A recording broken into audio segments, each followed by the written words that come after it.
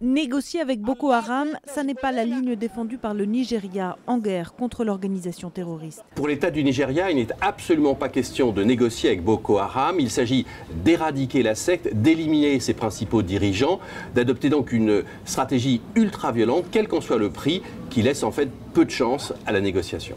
Peu de chance, d'autant que les hommes de Boko Haram sont qualifiés d'irrationnels et sans pitié. Mais il y a tout de même quelques exemples de négociations abouties. On a vu quand même que ce soit la famille Moulin-Fournier qui avait été enlevée au Cameroun ou avec le père Georges Van Den Bosch. On a beau dire à chaque fois qu'il n'y a pas eu une négociation avec Boko Haram, mais il y a au moins eu la part en particulier du Cameroun, de la libération de détenus. Le Cameroun, pays frontalier du Nigeria, a en effet été actif à plusieurs reprises dans les négociations. Il existait des canaux à la fois des deux côtés de la frontière du Nigeria, des canaux traditionnels du côté du Cameroun pour négocier, mais aussi des canaux traditionnels du côté du Nigeria pour négocier. Donc s'il y a une véritable volonté politique de négocier, cela est tout à fait possible. Une volonté politique sur laquelle la communauté internationale tente de peser au maximum.